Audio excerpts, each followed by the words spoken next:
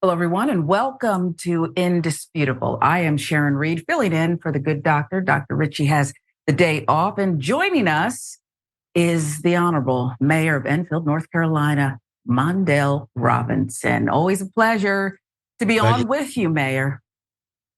That's right. Thank you so much. So humble, too. You're so humble, so full of knowledge. I think we should get right into it, Mayor.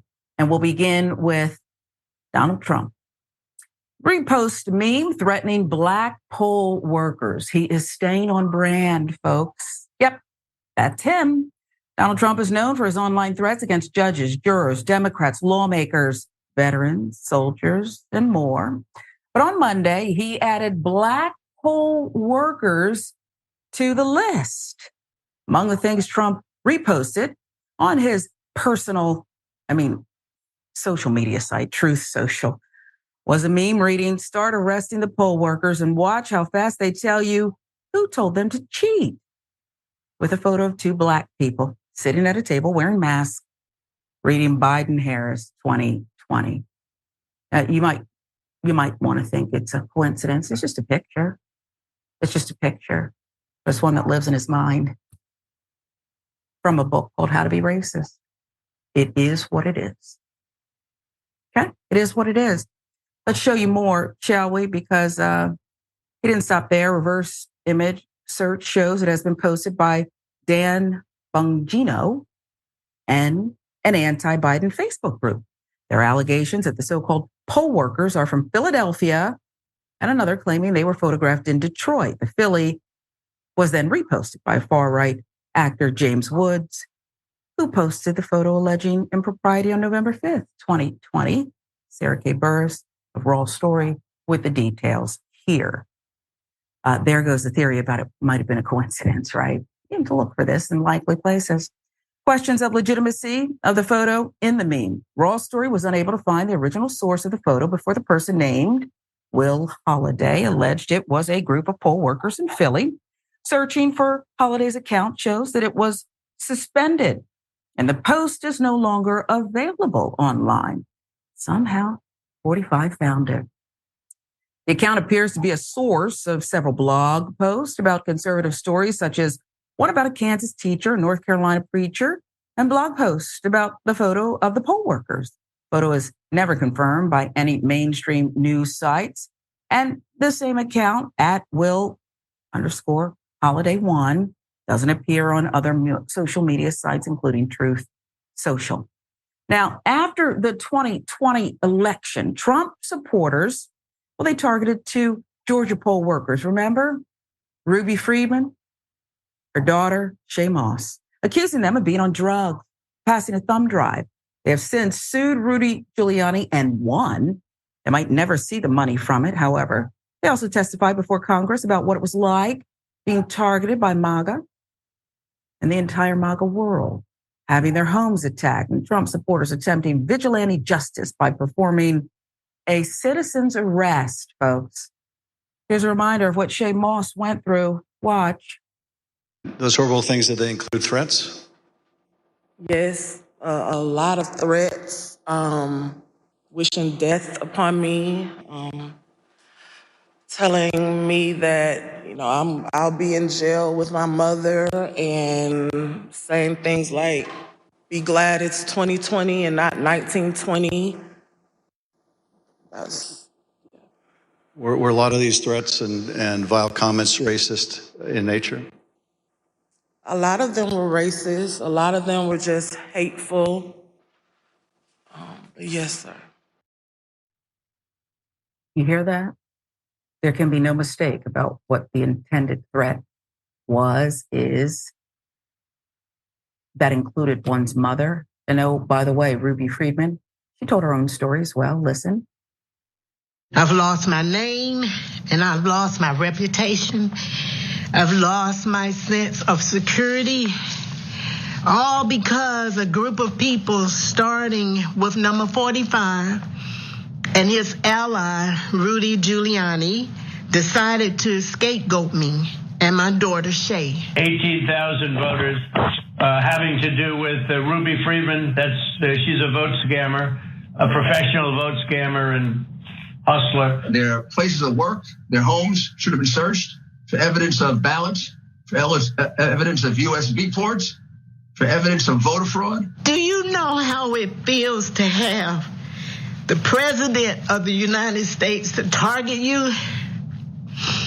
The President of the United States is supposed to represent every American, not to target one, but he targeted me, Lady Ruby, a small business owner, a mother, a proud American citizen who stand up to help Fulton County run an election in the middle of the pandemic. All the things that Ruby Freeman listed there make her a hero, someone to be proud of. So I'm going to state what is obvious to Ruby and her daughter Shay. They were targeted because they don't matter. Because they're Black, women in Georgia, and they were symbols of something that some people didn't want to see. Quality, service, integrity. Nope, that's not in the Donald Trump playbook. And Mayor, I believe they better get something out of Rudy Giuliani. Because all that's left is to decide the money. Maybe I missed it, but that's all they're deciding. The money, because he was forced to admit it. He had no evidence to the contrary that he made this all up and targeted these women and slandered their good names. All that's left is the money. I hope they get it.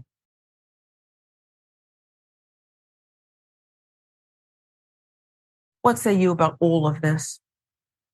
So what's very rich about all of this, we'll get to the current situation, but the Ruby Freeman situation is, I never paid attention to the part where you have a hustler, a known scammer who's been sued so many times for the past 3 or 4 decades talking about Donald Trump, calling these people who are real public servants scammers, hustlers with racial intent on them. She's not a known scammer. She's not a known hustler. She's not a vote hustler. That's what you were actually on the phone trying to do. You literally were trying to vote hustle Mr. Trump. I think the disgusting part of this is he know exactly what he's doing with this new picture of these 2 Black people. The internet, the racist, white, conservative internet will go find these people and harass these people. And notice that they had to be from Detroit or Philly, 2 predominantly Black suburban places and spaces where white people Trump lost bigly in this past election. So I think what we're seeing is Donald Trump trying to look for ways to make sure that his people remember that he didn't lose the election. It was people that were still in it. And oh, by the way, you should go get them, because Donald Trump does not care about life, the cost of life, or what effects his lies have on other people. We see that already. He's becoming, he's already forgetting who his attorneys were. Powell, for instance. He don't even know her. She was not his attorney now, even though she pled guilty to being his attorney and also lying in his vote scam in Georgia. I think what's really scary, though, is people don't get their lives back. You can't be made whole once the president on national TV or in this manner call you a scammer. There will always be a segment of the population that believes what Donald Trump has said about Rudy Freeman and these people as well whenever their names are released. And for that, I mean, these people should be leveled up. They should have his security, because we know how his people react to the harm, especially at Black people when Donald Trump said go. Wow. Yeah, Sidney Powell, you mentioned. Perhaps she'll unleash the Kraken when she testifies against 45. Okay, he'll remember her then, or at least the jury will. I agree with you. There's no way, there's no amount of money that can give Lady Freeman her name back, Shay Moss her sense of security back. And I just wish that there would come a time where more people would move from the darkness to light. And I don't know, Mayor, I'll end it with this and let you comment and have the last word. I wonder if what we're seeing with the Republicans in Congress who can't pick a leader, they just can't. And you can blame Democrats all you want, but aren't you supposed to pick your leader? You should have the numbers, but you don't, because none of you has this respectful relationship with the other. Okay. And that's what happens when you rally around lies and prop them up when you know better and you know privately what you're saying. But I wonder if we're seeing just a little bit, a peak of daylight, if you will, where some, I hate the word moderate too. You're not moderate if you went along with the big lie. You are something else that's anti-democracy. But do you think we're seeing a hint? People who said, no, we're not going to let Jim Jordan be Speaker of the House, Republicans, who said, no, we're not going to do it. Am I being naive, Mayor? I don't know if it's naivety or it may be more closely linked to the fact that what we're seeing is we do see this rebellious body that says Jim Jordan is not the one.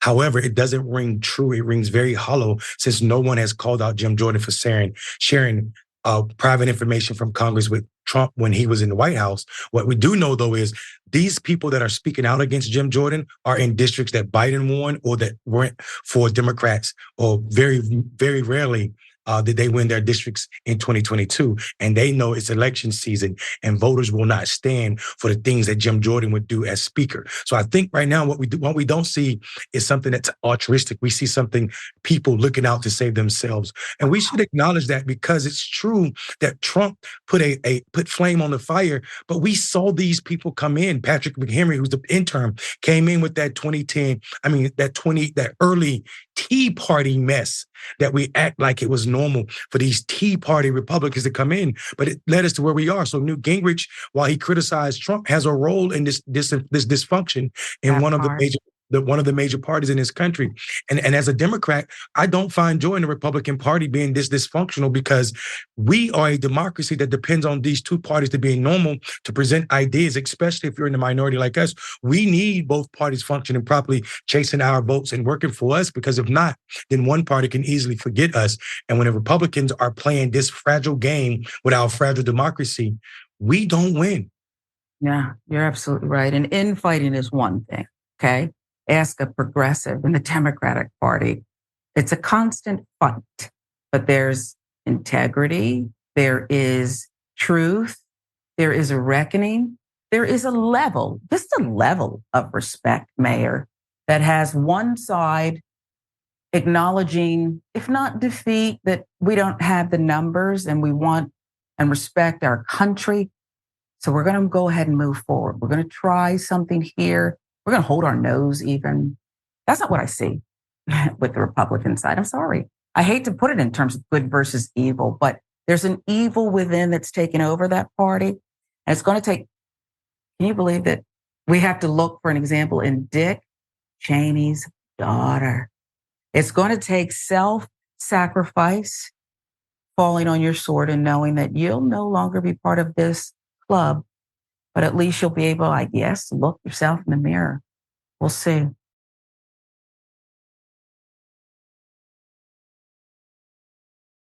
We'll move on. Neo-Nazis protest refugees outside a Jewish center. First, watch this. I'm at the Jewish Community Center where all of these people are wearing masks as they protest because they're ashamed of what their beliefs Nazis are. are not that popular. Sometimes they lose their jobs. And he just said the Nazis. They're all hiding behind a mask. They're hiding behind masks. So brave. Here in the Pacific Northwest, brave. we do not want non-white immigration.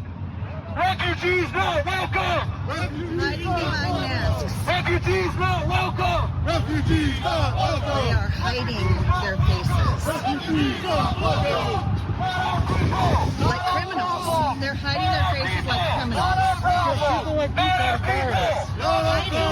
People like you try to get us fired from our jobs. Hiding. Isn't that right? They're all hiding. White power! That hairdo's not going to stay good. You don't like my hair, ma'am? I paid $50 for this haircut. God No, damn it. I think it's lovely, but it's going to stand out. Just hiding. Can you catch AIDS by Hail to the white race. Hiding. Oh, he's hiding his Are you a face. self-hating white? You look like a self-hating white. I'm Hispanic. Do you hate yourself? Do you like being Hispanic? Are you proud of being Hispanic, ma'am? There's his face. Under all this stuff. What kind of glasses are those? Just hiding. Oh, no. Oh, It's okay. Oh, you're still hiding. You're hiding your faces. Oh, look, he's hiding his face. It's because, as you can tell, like,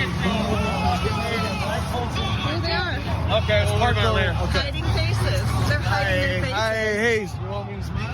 Hiding their faces. Hiding their faces. White power, bitch. Hiding their faces. On my face. Just lovely humans. Hiding their faces. Why do you think?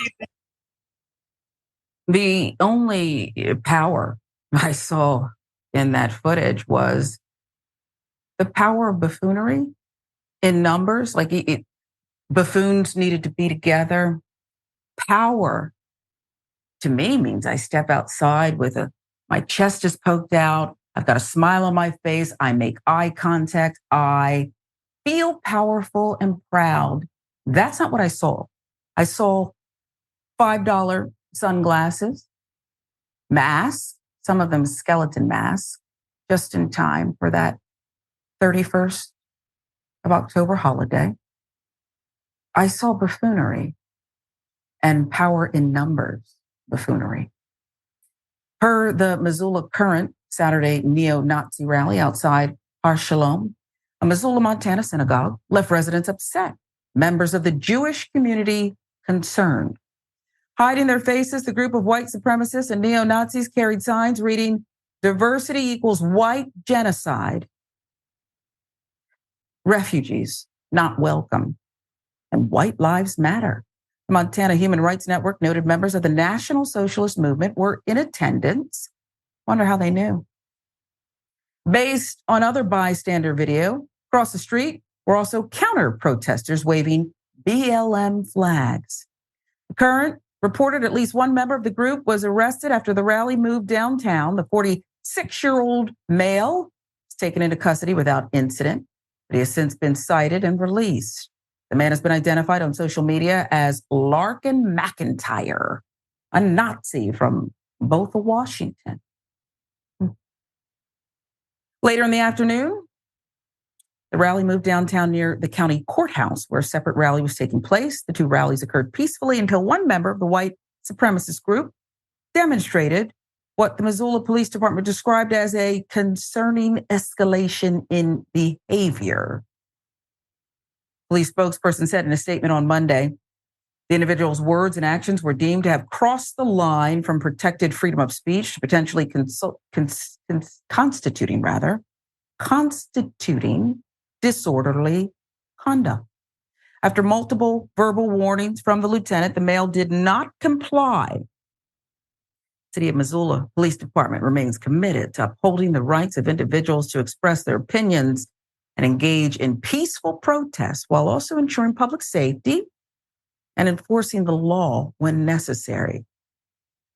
The Zootown Jews, a Missoula area Jewish community group, stated in an email to the Current this: "We are all aware that attacks on Jews around the world have stepped up since October 7th.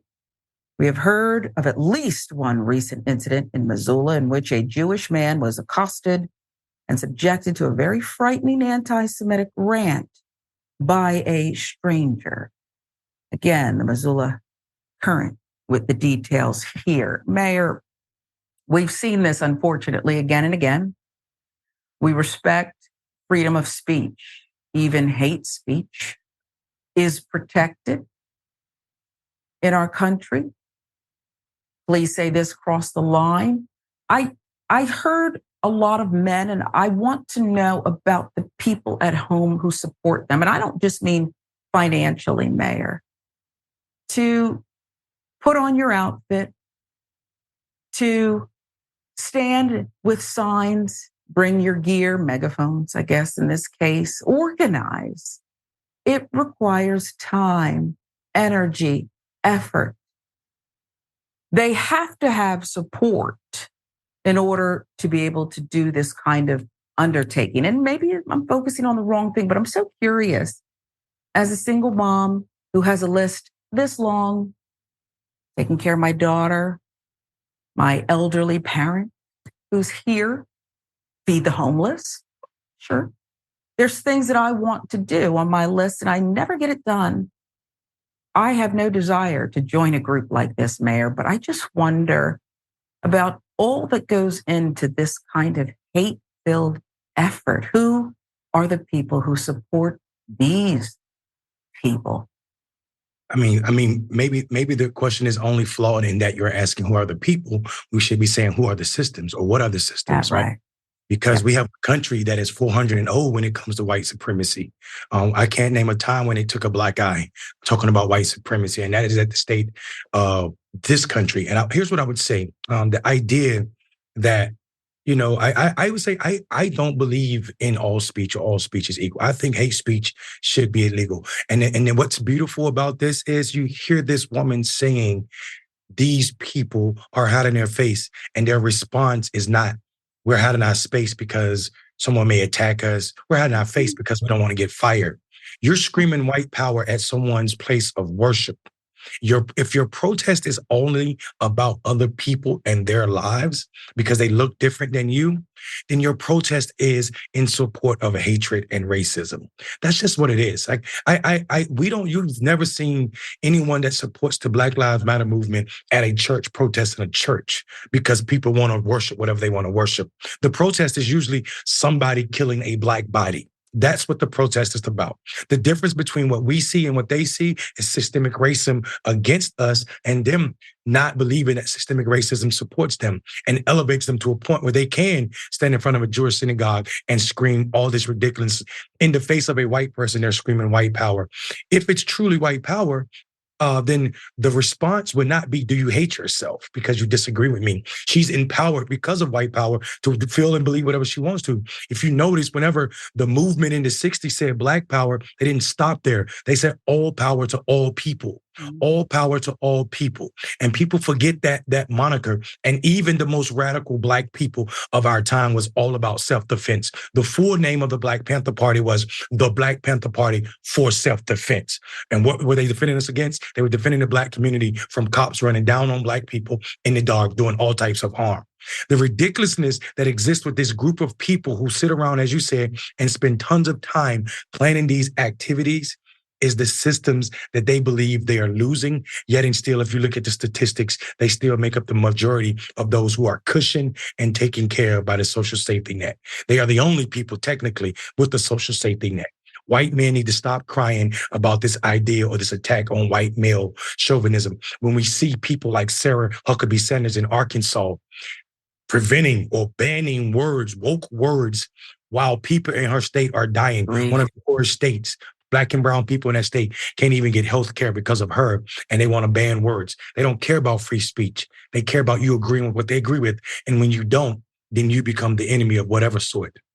You're threatened. And you're so right. And thank you for the history lesson because it matters. The truth actually matters. We had a whole struggle between two great historical leaders of civil rights, Martin and Malcolm.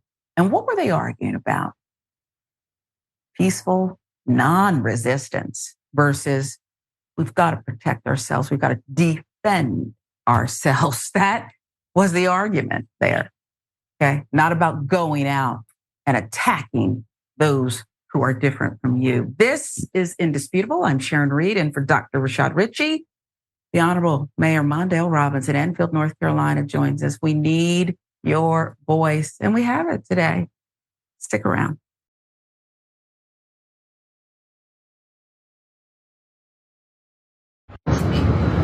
You're serving them drinks, but I'm white. You're disturbing the cabin. That's number one. No, I'm not. So we're asking you kindly, if you don't mind, just to take your seat. I will. We will not be serving you any alcohol. You never served me any alcohol, but you served the black people. We will not be serving you any. And that's fine. Okay.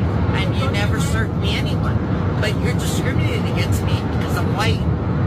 Again, I'm going to ask you just to take your seat. I am going to sit. Okay. But you're discriminating against me because I'm white. I'm white, and you don't like white people. Black life matters, white life matters. Where it's all peace and love.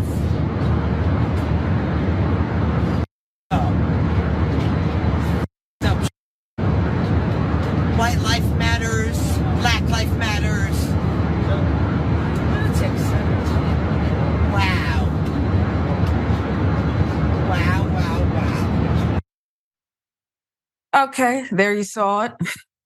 This Karen on a flight upset that Black people, her view, were served before her. I don't want to make any excuse for the behavior, but I feel like somebody was served. Okay, perhaps a lot could have been at the terminal or when the flight first took off and they reached that altitude where they go ding, and the carts are coming out and they're going to be serving people. Eventually, this big mouth Karen on a, we believe, jet blue flight, security got involved. Watch.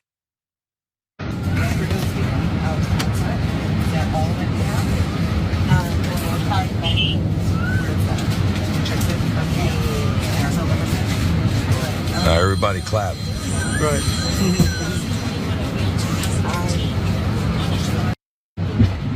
Look at that. You get escorted by a black person. All that you talking. Yeah. White power. Well, it's fitting. Karen was less loud on the way out, escorted by, looked like brother. Okay. Mayor, I don't have any military training, and I only know what mostly I see in the movies, but I do watch a lot of documentaries. I watch air disasters too. You ever watch that? It's fascinating, riveting, scary stuff. But here's where I wish, and I don't know if it can be done safely. There is that eject button. You just strap her up with the, this is it. Mayor fighter pilots do it. And then when we're done with this nonsense, okay, and it's at your own risk. You didn't have to spew this nonsense for the rest of the people on the flight to hear. Eject. And then we'll radio ahead. We'll let people know where Karen dropped down. And then I hope it's a safe landing. And then they'll scoop her up and appropriate charges, whatever jurisdiction it is. And frankly, if it's a more favorable jurisdiction, Mayor, one that we can ensure she'll be prosecuted to the fullest extent of the law, then we'll wait. And once the flight moves over that jurisdiction, eject. That's my fantasy. How do you deal with these big mouths who make no sense, Mayor? And I want to resist the urge to say alcohol's involved here because this is just a big mouth Karen. Yeah, and I mean, my grandmother used to say, and not just her, a lot of older people that I grew up listening to, a drunk mouth is a sober mind. So you get drunk enough to say what you really feel. So I think this idea, I mean, and to back up my grandmother and all of her wisdom, there were studies in 2017 when Trump was fresh president, that 55% of white Americans believe that white Americans are discriminated against. And her behavior shows just that. I think here's the tacky part of this woman's behavior. Yes, you're being discriminated against, but it's not because of your race. It's because you're already drunk. So we're discriminated against drunk people on planes because drunk people on planes can kill people. You disturb the order that's necessary to keep that iron bird in the sky. And we don't need a person like you who is too drunk to recognize that, hey, I want more alcohol, even though I'm sloppy right now. I'm very sloppy and at risk of never being able to fly again, which is, I'm certain, is the case after this video and after she was escorted off. Here's the irony, though. I think the problem with your wonderful solution of, a parachuted eject button is it gives her an easy pass. So she's not forced to walk down that long hall of shame as she's walked off that plane by a black body. She's not forced to sit there in the dumbness that's in this environment that she created by being so drunk and wanting more drunk. Like she was searching for more drunk and these people wouldn't see it. And it's rightfully so. This is why these people are trained to recognize when there's going to be a problem, and she showed exactly what happens when one person has one too many drinks. I remember those days on planes where people were allowed to smoke and also drink in all carts and all the time as much as they wanted to, and it was a completely different experience. So I'm not nostalgic about the day where people had as much alcohol or smoke as they want on planes. And this woman, this Karen, is exactly why. Yeah, she is.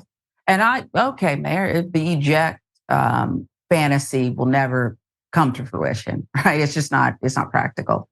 I wouldn't mind if, and I'm not advocating for violence, but was it airplane or soul plane where they lined up and they had a go at her? Okay, and snap out of it. Leslie Nielsen, right? The soul plane, I know they said ready to roll. Okay, however it went. Something where we collectively put a Karen in her place and then go back to fellowship with one another. Maybe you're going on a romantic getaway. But Leslie Nielsen, soul plane, something like that seems in order. We're going to let her have that. They escort her right off the plane.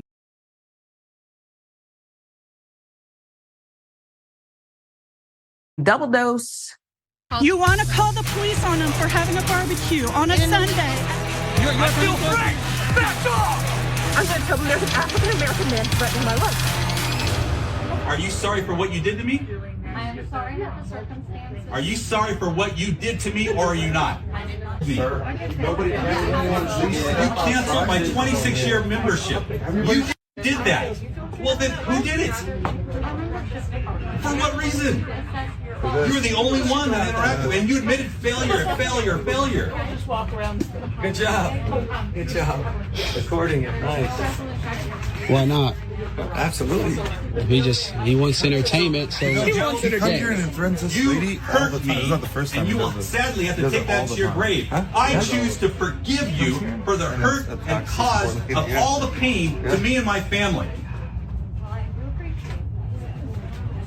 I hope you don't hurt any other people in this world with your behavior. Okay, enough. Hurt, pain, my family. This must be a dire situation where their life is hanging in the balance. It must be that. Let me look at the headline. Male Karen livid over a AAA membership being canceled. Okay. The surgeons are not standing by in the operating room. They're not. Okay. Look, if you can believe it, there's more. If you want to hit me, buddy. If you want to do something to me, do it. Okay? Go ahead. Go ahead. Get out of the office. I forgive you for hurting me. Good. All right. That's you hurt me. That's it. It's okay. All right. it's because you're white. Tell them. That's what he wants to hear, right? She Isn't realizes that what he said? she screwed up. She realizes that she hurt me. He already said it several times. You smell like alcohol right now. I don't recommend you touching him. You're good. I'm just saying. If you touch him, you're allowed to. So, is this a representative that you have here? I have a All right. You're going to record me, I'll record you. Oh, you're perfect. This is going to go. I know you want everything to calm down, but he's brought everybody into it. You brought everybody into it. This guy right here has called me drunk. So I'm going to get in my car, I'm going to call the police, or I'm going to have a DUI on me now. Get an I think Uber. I'm drunk. Get an Uber. Get an Uber. Now, to those who want to point to a man's faith, in the middle of this turmoil, this chaos, undoubtedly caused by him, he does offer forgiveness on the spot. I don't know what he's forgiving her for, but he did say, my family, hurting us, hurting me. But you just can't do this in a public establishment. You can't do this and expect that the cops aren't going to come, and they'll say, when they come, you know what could happen. Little tase, little spray, worse. You gotta, once the cops get called, something has to happen. Let's watch. This guy right here. Okay. Well, he left it. Problem solved. Never mind. Was there any type of... Nope, nothing. He's good. He was just verbally screaming. But... Nah, I don't. Who's the one that called? Inside. I understand, sir. Who called? Inside. So Okay. they called inside, but he's... Okay. Did any aggression? Nothing. No, just screaming. He's just screaming. Okay. What was he screaming about? Right now, driving. That's extra. Thank you, sir. That's all extra. He just was mad at AAA, but they called because they were scared. But he's out of here. Okay. That's it. Got his seatbelt on. He's leaving, right? I'm sorry. I was going to ask the team. It's a wonderful crack investigative team here at Indisputable. If there's a part 2, where's the part where they go chase this Karen down and there's something filed or beat down, something. Again, I don't want the violence. I'm just saying when the cops show up, you know what happened. Unfortunately, nothing in this case. As you saw, the male Karen just leaves. It's unclear the when, the where of this incident, but what can be gathered clearly from the footage is the male Karen is outraged. His AAA membership was allegedly canceled by a woman at the front desk. Additionally, the man in the gingham button down also alleges the male Karen routinely harasses the woman. The man in the polo even accuses the male Karen of being drunk. I don't understand Mayor behaving in this outlandish manner, attacking the woman who, I don't know, people make mistakes, okay? I would do it deliberately if that showed up at my kiosk. It's deliberate. Membership gone, sorry, okay? But it is telling to me that there's this outlandish reaction for a AAA membership. Sure, it has its privileges, but really? What's next? Someone eats a bag of Funyuns and he freaks out over that? I want you to take it, Mayor, but I'm going to leave it like this. I could not help but to think, if I were Karen, what animal would I be? And it dawned on me, a skunk. I'd be a skunk. Because what Karens do is they mist their functified odor throughout an area. They tag people with it, and you can't wash it off. It has to fade, right? You cannot get rid of the stench of this behavior. And then they just scurry off. Like this male Karen did, Mayor. Yeah, and here's the difference in being, this is what I'm talking about, systemic racism. There's this huge ally for this man at the door. He's not even the person that called the police. He's doing all the baiting. He's gone now, don't worry about it. Nothing happened, there was no aggression. The video was all about aggression. It's how you see it. He can scream in this woman's face about what she's gonna take to the grave with her, the wrong that she's done him, yet and still that's not aggressive. Now, here's the telling part. The gentleman said, he smelled like alcohol. He said, you're going to call the police and I'm going to get a DUI. You don't get a DUI unless you're drunk. Even if you're forced to take a breathalyzer test, you're not going to get a DUI unless you're drunk. So this idea that he kind of like told on himself that maybe I'm going to get a DUI because I'm drunk, maybe has something to do with it. But I would go a step further and say, the police officer allowing him to leave when he was pointed out as the aggressor is something that we don't see happening when people are Black. And what we're saying is, like you said, we're not looking for the violence towards other people. What we're saying is we don't get this level of policing. We see it exhibit often against and for white people. We've seen white women in Phoenix hit cops, keep on aggressively attacking them, off-duty police officers drunk, being belligerent to cops, and walking away, going home. Whereas a Black child, 6 years old, is tackled. This idea that Tamir Rice was killed when a police officer hopped out of a car and the car was still moving and he was 12, and this police officer 4 or 5 years later went to another state and became another police officer. Does not happen for us. We're not awarded this idea that we can go into somewhere and scream about our membership. Not even if it's a membership, not just a AAA, if it's a membership in Christ's family. We saw that in South Carolina. People were praying, screaming about their love for the Lord, and were still murdered. So this idea of white supremacy and whiteness that exists in America is on display every time we see white people walk past police officers after they've caused a disturbance. So, even the idea that you can't stop this man and say, hey, if you come back here, you're trespassing. That was even taken away because the officer just listened to this other defender of this person and said, you know what, his whiteness trumps whatever he's done. Please let him go. He has his seatbelt on. Systemic racism means you might get Burger King after committing the offense. Systemic racism means the police are going to treat you with care, and they may even flag down your neighbor to drive your vehicle home, okay? Going out of their way to treat you better than you deserve, often like a human, while somebody else who has caramel, deep chocolate tones to their skin can be humiliated, injured, beaten, killed for less. That would not have gone on and on and on, okay? That scene would have been cut long time before if that were a Black man. And long before the police arrived, other good Samaritans would have brought him to bear. That's how I see it. It's just how I see it. I'll give you the last word, Mayor. I mean, at this point, we have to say science. The science is something is good in science when it can be duplicated over and over again. It's not an outlier at that point. This theory may be some truth to this theory, scientifically true. What we have to do is say that caring behavior in America is not outlier behavior. This is regular behavior. It is this, and also the forgiving of this, the uncancelable nature of whiteness in America is just devastating.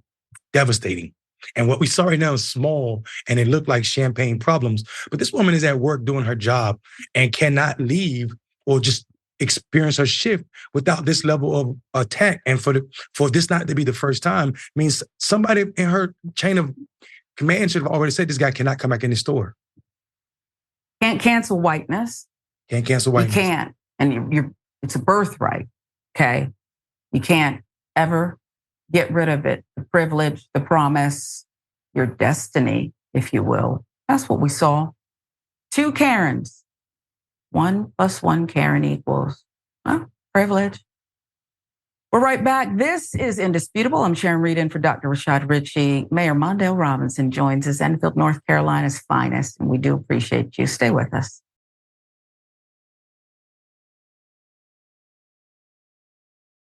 The suspected white supremacist gets lenient sentence.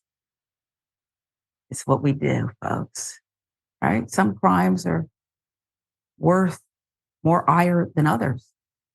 63-year-old David Allen Emanuel, Florida man who tried to run over 6 Black men after spewing racist slurs at the group, sentenced to just 12 months plus 1 day in federal prison. That was on Thursday. Reportedly, this is far less time than what the Justice Department pursued. I would think you're dangerous. Try to run over 6 people? And hate, racism was your motivating factor? Emanuel was sentenced on 6 counts of hate crimes after attempting to run over Marvin Dunn, his son, and 4 other Black men September 6, 2022. Department of Justice wanted a more substantial prison term of between 5 and 6 years behind bars. Emanuel still has to face a state charge where he has been indicted on a count of aggravated assault with a deadly weapon without intent to kill. Emanuel, retired clam farmer in Levy County, North Central Florida, must surrender to report to prison no later than noon, January 2nd, the judge said. He was also ordered to serve 2 years of supervised release after he finishes his prison term. Fresh Take Florida with the details here. Dunn, who is a Florida historian, and the other Black men were surveying Dunn's Rosewood property, scouting land to build a memorial for the 1923 Rosewood massacre. Enlightening, educating, preserving history, marking the spot. That's what they did to deserve this. Rosewood massacre was a racially motivated massacre of Black people and the destruction of a Black town that took place during the first week of January 1923 in rural Levy County, Florida. At least 6 Black people were killed, but eyewitness accounts suggested a higher death toll of 27 to 150. We'll go with that. If you know anything about America's dance with racism and killing.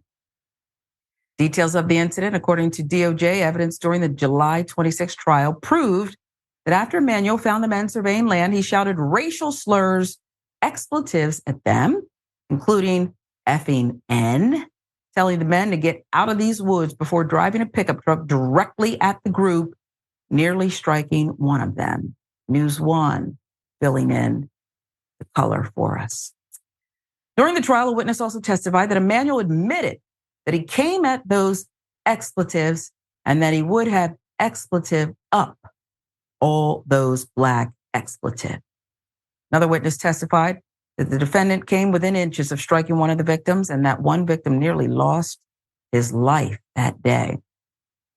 Although sentencing seemed light for a man charged with 6 counts of hate crimes, the DOJ stressed in a press release that there was no place for racially motivated hate crimes in America. News One again. That's not true. That's not true. What was in the press release? There's a place, and we've seen it too many times, haven't we? Assistant Attorney General Kristen Clark of the Justice Department Civil Rights Division said, racially motivated hate crimes run contrary to our values as Americans and simply have no place in our society today. I like the work she's doing. That's not true. And I apologize. I like the work she's doing. But I think truth at all times is warranted in these times, particularly. America's born on racism, right? We've been stewing. It's just been brewing and stewing in a slow crock pot cooker of it since the beginning. But I'll read the statement. This defendant violently and callously sought to strike a group of black men with his truck because of their race. As we mark 100 years since the horrific 1923 Rosewood massacre, the Justice Department stands resolute in its commitment to holding accountable those who commit violent, racially motivated hate crimes in our country. Special Agent in Charge Sherry E. Unks of the FBI Jacksonville Field Office also condemned the racist attack, quoting, "No one should ever fear they could be targeted in an act of violence based on how they look, where they're from, or any part of their identity. Hate crimes are not only an attack on the victim, they are meant to threaten and intimidate an entire community. And because of their wide-ranging impact, we will continue to work to seek justice for victims and their communities." In a letter submitted last week to the judge, Dunn asked the court to show Emanuel mercy during sentencing, which could have helped lead to his lenient sentence. "For me, my faith requires forgiveness, and so I must," Dunn wrote. "Race is the thorn in our collective side, the unmovable rock in our common path. For America to become whole, the thorns and rocks must be removed. The victims in this case are hopeful that in our plea for mercy for Mr. Emanuel and his family, we're taking an important step toward the goal of removing these obstacles to healing." Despite Dunn's request for leniency, Emanuel himself expressed little remorse for his actions. "I didn't do a goddamn thing. Get treated like this over an effing N, man. I didn't do a damn thing. Son of a B. I should have run them MFs," noted federal prosecutors during the trial.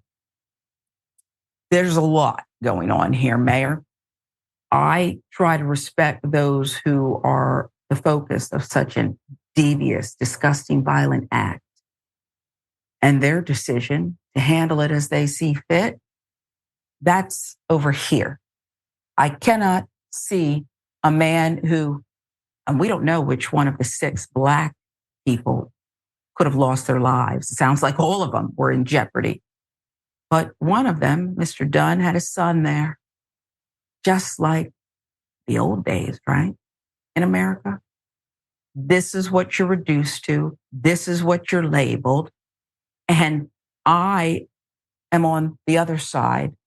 Black people who are sick of the slow singing and flower bringing, the beautiful churchgoers, South Carolina, who prayed and before they were blown away, spoke kindness and love and forgiveness to their murderous, racist attacker who actually consumed a burger, a flame-broiled burger afterwards.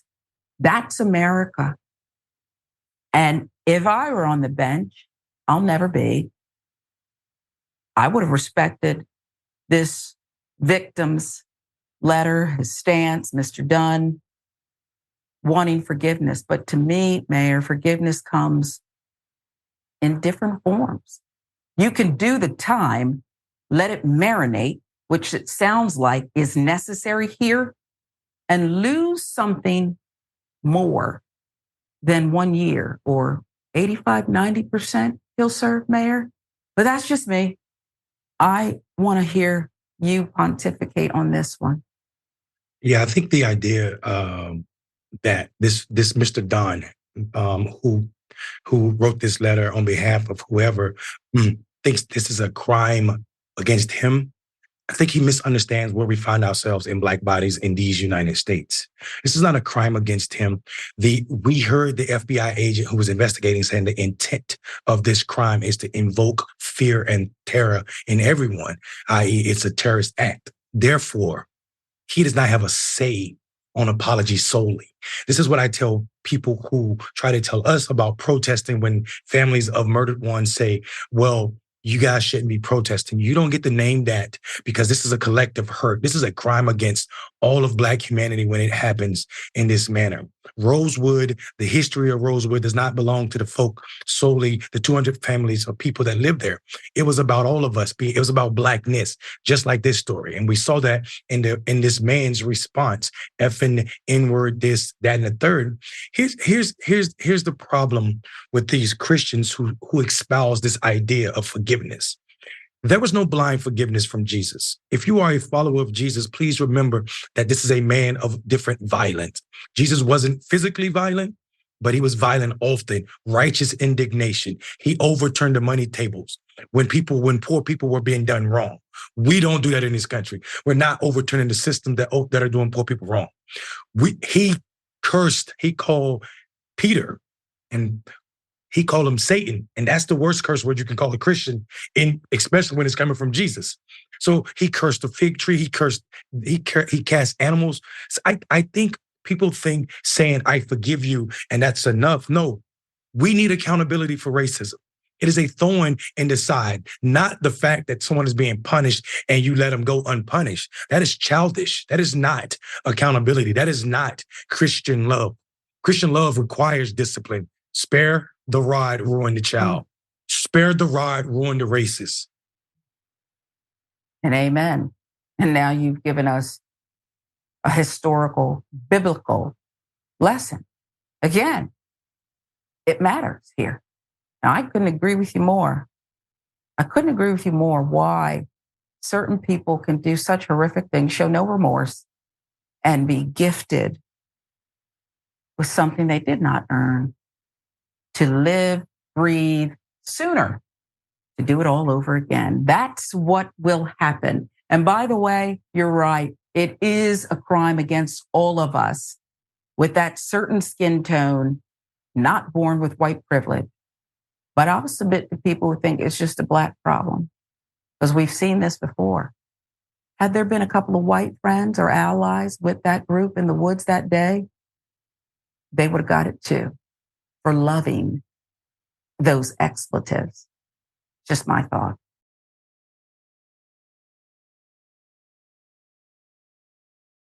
Let's go to a GameStop worker who shot a Black college student. Derek Guerrero, GameStop assistant manager, who fatally shot Chadrick Coates, a 21-year-old Florida Memorial University sophomore he suspected was shoplifting, now wants forgiveness from the young man's family. The family members of the deceased say, well, you know what? We want justice. We want justice. Split-second decision has forever changed retired Marine Derek Guerrero's life. I can think of somebody else's life first that was changed by that split-second decision.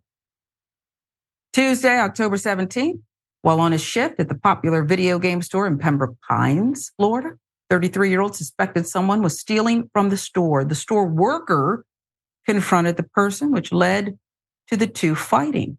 Lena Blackstar.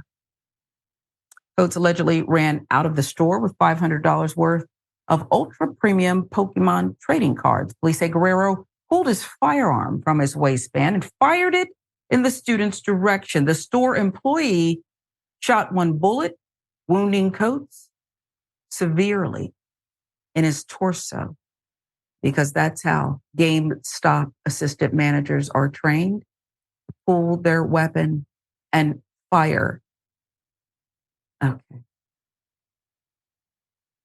Pembroke Pines Police Department was called to the scene by Coates' girlfriend. Guerrero was arrested, charged with manslaughter. The worker believed he was protecting the store over life. While Florida is a stand your ground state, the law does not allow for someone to use deadly force simply to protect property. Police said in a release on Facebook, at no time did the victim threaten Guerrero or display any type of weapon, adding the victim was transported to a nearby hospital where he died as a result of his injuries. Remorse over the incident. Now, assistant manager posted a $25,000 bond Thursday, October 19th, telling NBC Miami, I'm really sorry for the family. I didn't mean for any of this to happen to the family. It wasn't my intention. Report said the man was so overwhelmed, all he could do as he waited for his ride to take him home to his wife and his two daughters was place his head in his hands and repeat, I'm extremely sorry for the family. I have so much to say about the point of view here, but I'll keep going first. If I can. Who wrote this? Okay. The details are from Atlanta Black Star, but the original reporting, I was in this business and I would have flagged it from the inside. Let's give you some background on Guerrero. For this incident, Guerrero served 10 years in the Marine Corps. Learning more about him, so much to learn, so many redeeming qualities. While in the military, he achieved the rank of sergeant. According to his legal team, he received an honorable discharge and took a job at GameStop to support his family. Thank you for his resume. What a great guy. Police explained that Guerrero had obtained a gun because he had been robbed. Thank you for explaining the perp and why the perp had a weapon. Police, I thank you for that. He'd been robbed at the store a month earlier. He intended to protect himself from potential future robberies. You mean even when the alleged robber's running away? He reacted hastily, believing that Coates' theft justified the use of the firearm. GameStop has yet to make a public statement regarding the shooting. Now, you see that here? I'm incensed because I know these reporters who mean well, but don't have the life experience. And they could be 80 and not have the life experience writing some nonsense like that from the point of view of a killer. He may not be adjudicated a murderer yet, but he's a killer of a young person who may have stolen some things. May have stolen some things. And yet we know all about the perp's redeeming qualities. This story should have been written from the moment this young man left his home with his girlfriend and entered the store, not from the point of view of the killer. That's first off. Okay? That's first. The other thing that I think, Mayor, has to be pointed out here is we've done too many stories with the stand your ground law in Florida. Didn't seem to fit this. But a white person hasn't been charged. I think in this case, too, the name Guerrero, apparently white Hispanic, Latino, means something. You're going to be charged, but we're still going to explain, and we're still going to couch it, and we're still going to grant you some privilege here. I'm disgusted by the details of this story and the point of view it was written in. It is the heart of the matter. It is an indoctrination. Media is so powerful. It is an indoctrination of all of us about who you value and who you don't. I'd like to know more about the dead kid, but that's just me, Mayor. I'm incensed. Yeah, I was looking down even at the lower third, and it said game worker or GameStop worker shoots, and I was like, why doesn't it say kill? We don't know murder is a criminal term, but kill is a real thing. I'm a little frustrated with the article. This idea that they're trying to use Marine as a badge of honor, when in actuality, what they should say, they should have explained that terms.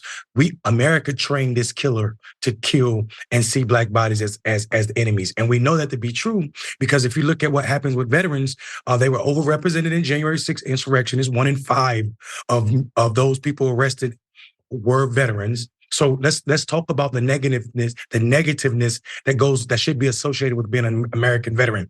We should talk about how racist the military is. And I can speak from this space as a Marine Corps veteran.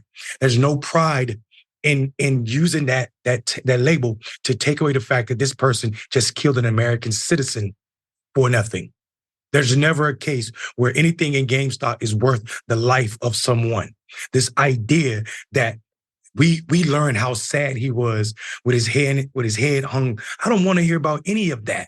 You are tampering with witnesses at this point. You are sullying the jury pool, even telling me that he's a veteran trying to evoke some kind of pride in this country or honor in this man who just killed someone. And is going back to his family. And he's and going his back kids. to his family. Yeah. Yeah. And I think this is another example of America's total tolerance for black suffering. The idea that this story written in the Atlanta Black Star in this context was almost disgusting for me. When you were reading it, I was taken aback. It's damn sure a shame. And I smell where it came from. And I worked in Miami too. And I predict these charges will be dismissed. There will be something worked out. There will be empathy all around. And I'm disgusted by the police. As they explained, the hell are you explaining this for? Aren't you the popo? Why are you explaining when this kid's dead over GameStop? Allegedly. Okay? Stolen merchandise. He had obtained a gun because, he'd been robbed at the store a month earlier. I got 100 million horror stories that nobody listened to when a black man said it. This is indisputable. We're right back.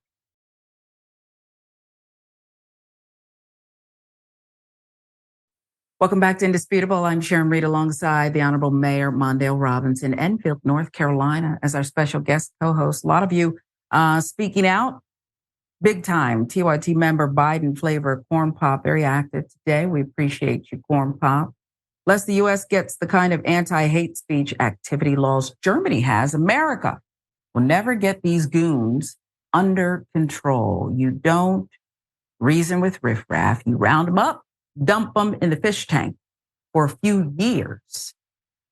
About the GameStop shooting, you killed this kid over Pokemon cards. Librio, why yes. And even law enforcement is making excuses for it. And the media is aiding in the defense as well. Switch, white supremacist gets a slap on the wrist. Jasper Katz, 0407 says, I didn't do a damn thing. Proceeds to admit guilt.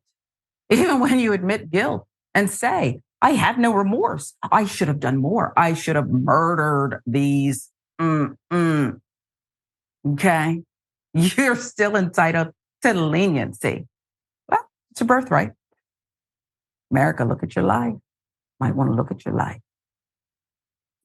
And I can say that because it's my country too. Okay. Before you tell me to leave it, I'm allowed to say that.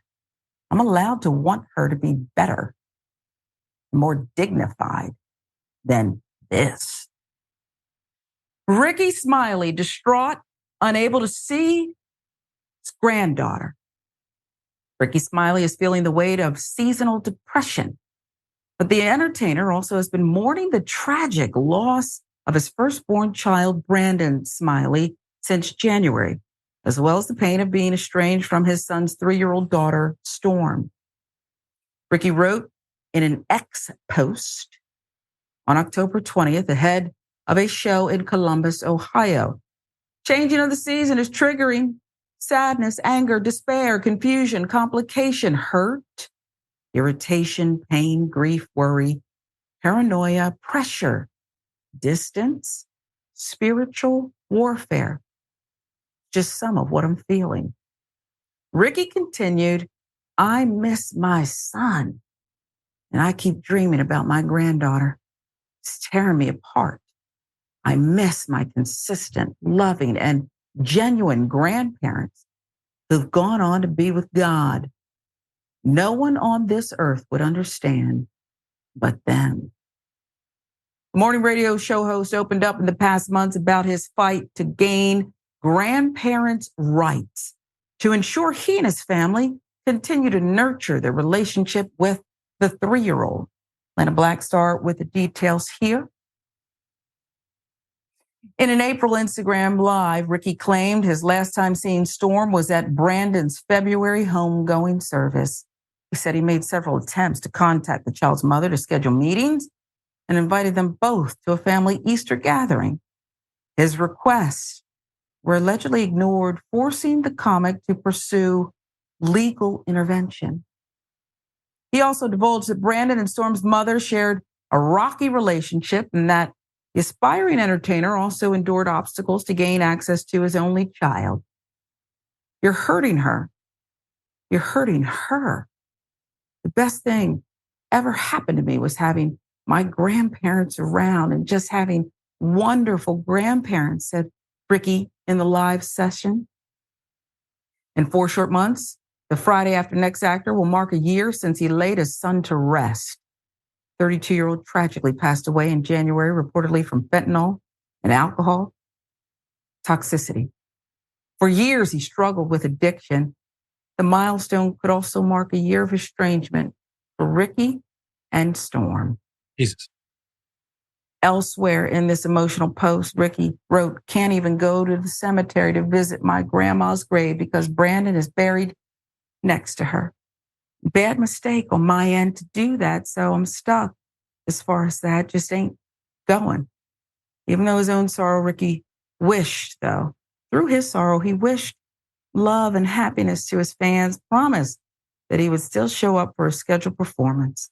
The BET Comic View alum also has 3 other children, and for many others, he has served as a father figure. Atlanta Blackstar filling in the details, Mayor. My heart breaks for him and for, if we're to believe everything that he has detailed, a little girl probably misses Grandpa too.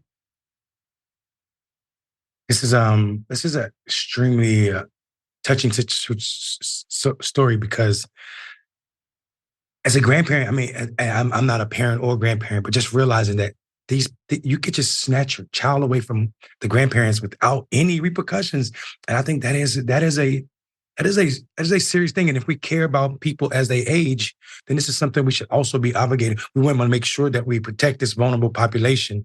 And I'm not saying that Ricky Smiley, who has more access to most people, are vulnerable, but he's not the only grandparent probably caught up in between a bad situation or losing access to their grandchildren when they shouldn't. And I think that is it's a touchy situation. I first met Ricky Smiley in a freak moment, and I call it freak because I would have met him if he would have did what every other famous person at the time had done.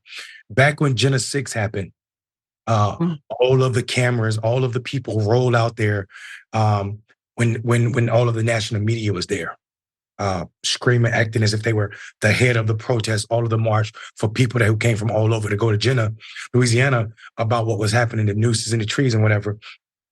But as soon as national media pulled out, most of the famous people pulled out, and I'll call their names. Michael Blaisdell, D.L. Hewley, Common, all of those guys just left.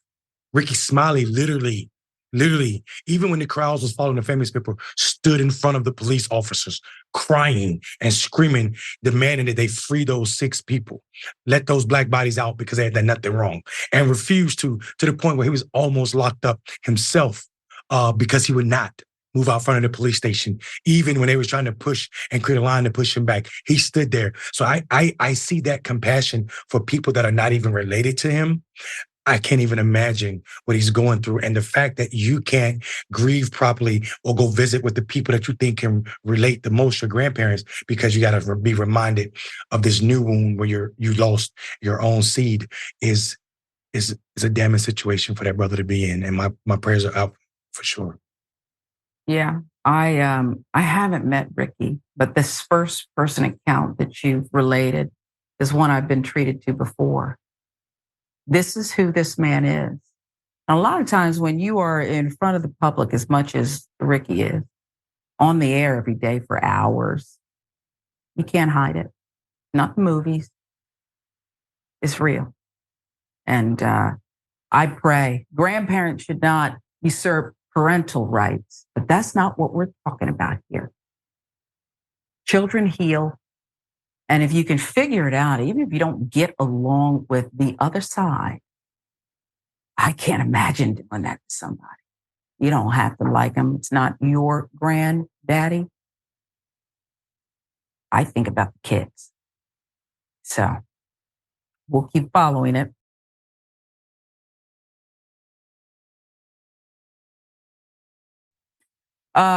It's a question. What in the red state hell? You can take a gun, shoot somebody in the face. It's not hard.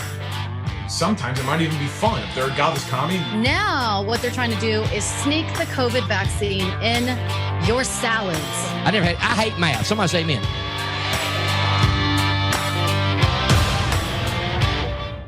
Jamaican dad versus black bear. Take a picture. Excuse me, you live here? Yes, sir. You live here?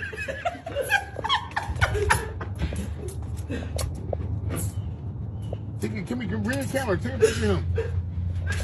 Take a picture of him. Look at him. You name out the whole of my seed. You see, sit down there, you know, put down up here. You know, when the things can't come up. It is the kind of thing that instant replay is likely required for this. A Jamaican dad, well, you saw it there with a club scaring off a black bear. And here we see it again.